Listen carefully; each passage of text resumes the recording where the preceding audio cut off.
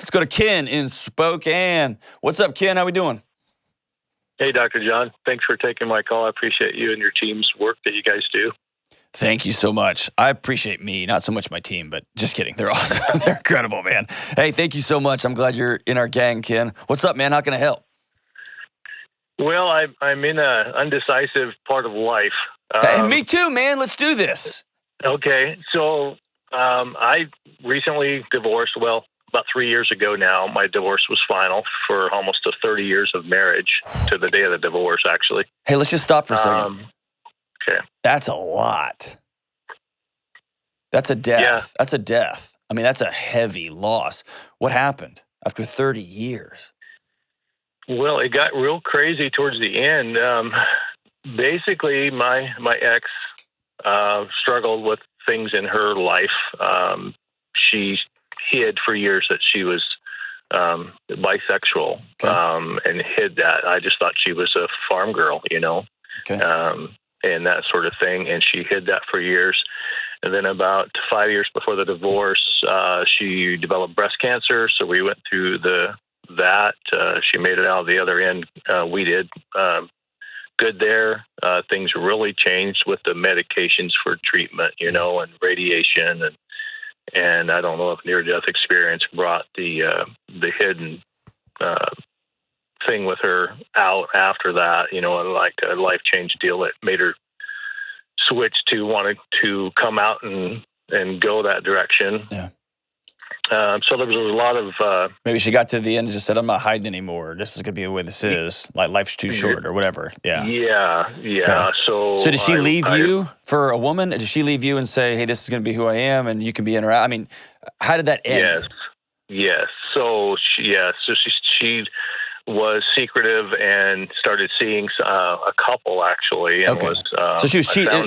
This is less about sexuality. This is infidelity. She's cheating on you.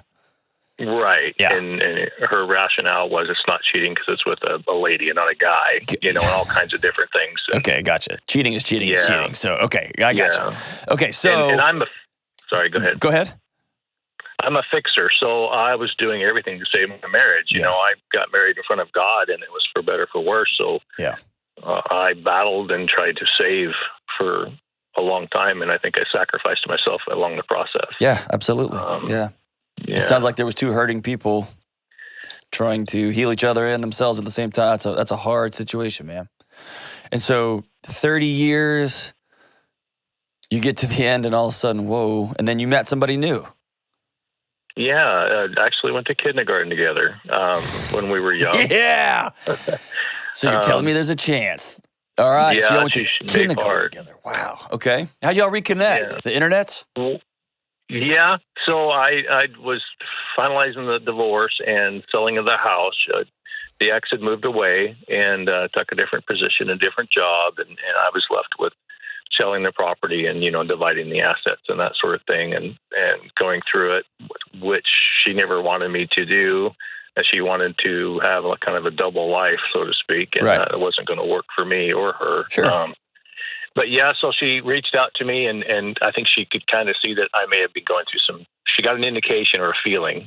She was volunteering at a boys' camp as a nurse, and she reached out and said, hey, is this the guy that we went to school together, lived next door to me? And I said, yeah. Wow. And then we just started connecting. And next door neighbors. It's like Dawson's Creek, man. This is incredible. Okay. So fast forward, it's been a couple years now. Did you say 3 years? Yeah, we're approaching 3 years now. We've been dating for about 2. That's so fun. Good for you. The whole divorce with the ex took 5 years to kind of process everything out. It was a slow trudge. Yep. But yeah, so we're dating, but now I'm like, this gal's amazing, and we've done some things together, travel with some friends and things like that. And, she is divorced years prior, quite a few years prior than me. And of course, all of our kids are gone out of the house. So I'm like, I've had some of our friends say, gosh, you going to marry this gal? You're going to put a ring on her finger and all this stuff. And, and yeah, she's amazing. And then tiny little silly things, and everyone has those glitches, and myself included. And it's like in the back of my head, I'm like, is this a red flag? Because I think I didn't see so many in my first marriage, and I'm having a hard time putting that baggage down and looking at this new, and it's starting to come up in the back of my head. And I'm like, what am I waiting for? Yeah. But I'm so cautious of messing it up, I guess. So I'm undecisive. I've talked about this. I talked about this about a year ago a lot when we had several calls similar calls about infidelity. And I think one of the hardest things, if not the hardest thing, when somebody cheats on you, there is the obvious breach. You brought somebody else into this relationship. You violated a core covenant that we agreed we were in this together. That's huge. That's a major, like the ground you're walking on is fractured. It's unstable. But I think equal, maybe if not worse, long-term damage is what you're experiencing, which is you lose trust in kin. How in the world did I miss this for so long? Or most of the time, I knew something was up and I didn't say anything. And people will heal from the violation. They can outsource it. This person made those choices to cheat on me with somebody else, and I got to live with that. And they made choices. I can be at peace with the fact that somebody else made choices that hurt me. But what's really hard to heal from is I don't trust me anymore. And your brain, when you are out of trust, your brain takes over. And here's what your sweet brain is doing for you because it loves you, Ken. It is looking for every possible threat because it's not doing that again.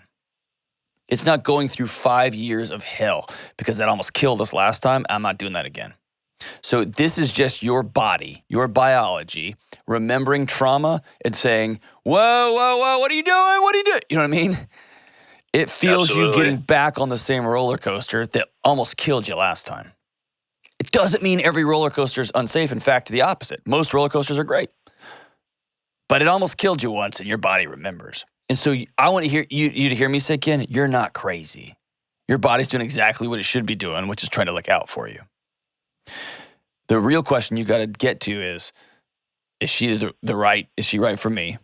Have you been healing? Do you trust Ken? And more importantly, do you trust her? So answer that for me. Is this right? I definitely trust her. Okay. Does she know that your body's, does she know that you've got apprehension? Does she know how bad you felt burned? Yeah, I think so. I think she does. Because let's own this. You walked through cancer with somebody. You walked through somebody who almost died. You wept with her. You held her throughout the night. You went to appointments with her. You figured out insurance and bills and all this stuff. Y'all went through stuff together. And then on the other side, she said, "You're not my guy."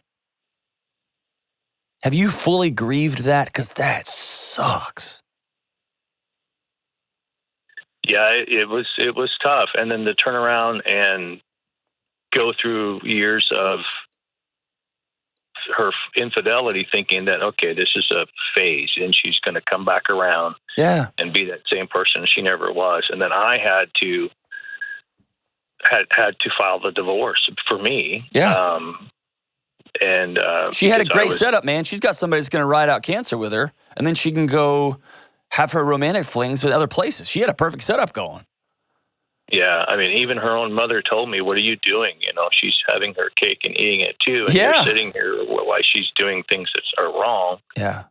And I went to a counselor. Yeah. I did do that, and I walked through that process with a counselor. Awesome. She was amazing. Good. I'm proud of you, brother. That's good. And so here, I just want you to respect your body. And so when I'm and I haven't been through what you've been through. What you've been through is brutal. I don't want you to underestimate the trauma. And sometimes when we live things,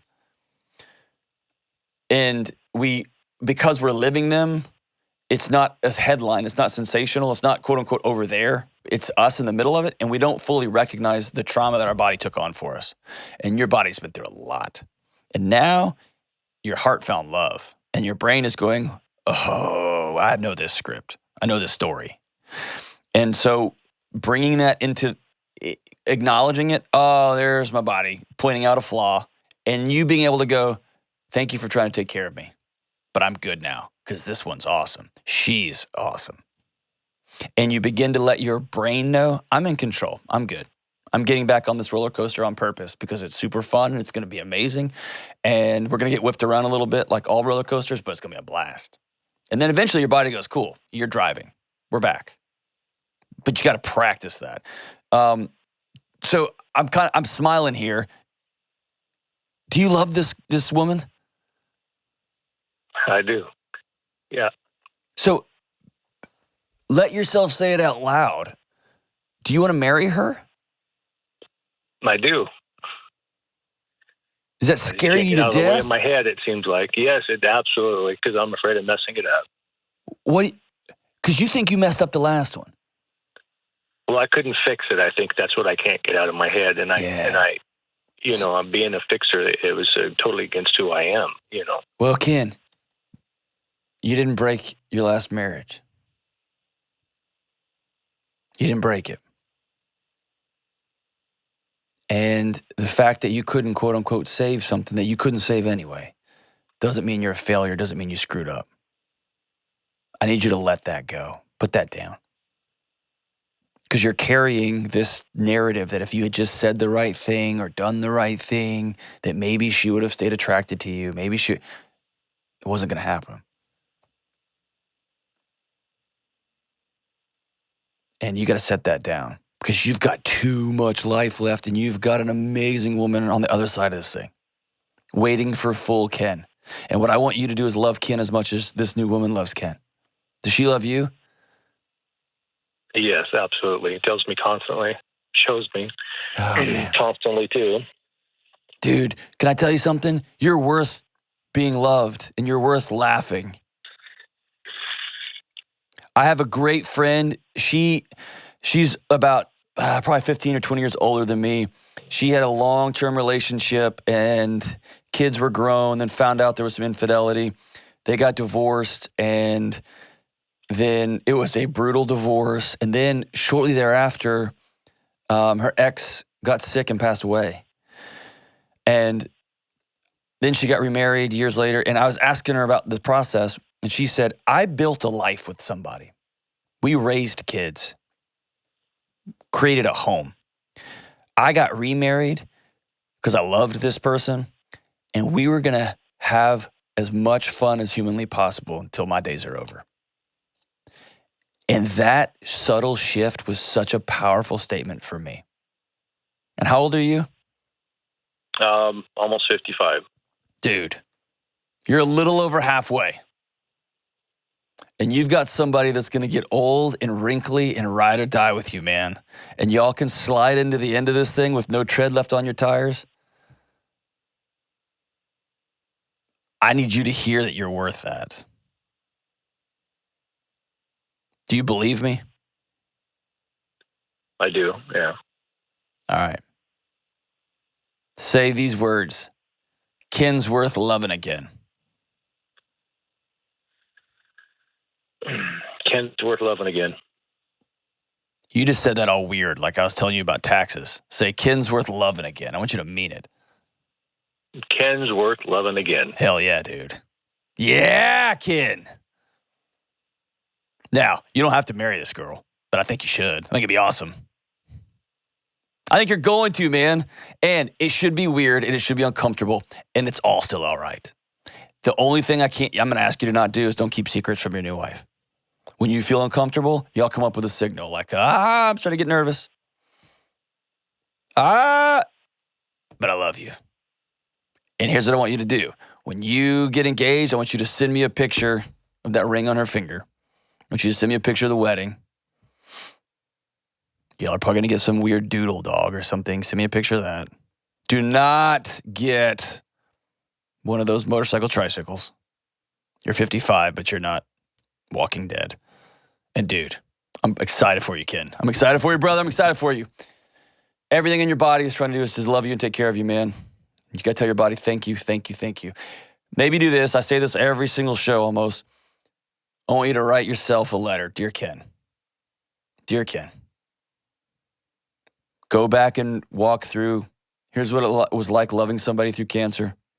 Here's what it's like finding out that she was cheating on me.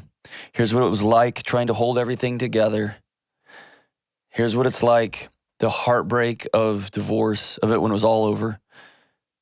Here's what that grief was like. And then there's a period at the end of that sentence. And then I want you to turn the page, and I want you to then write, and now what?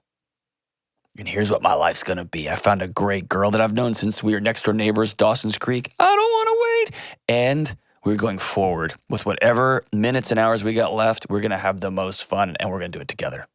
You deserve it, Ken. You're worth it. Thank you so much for the call.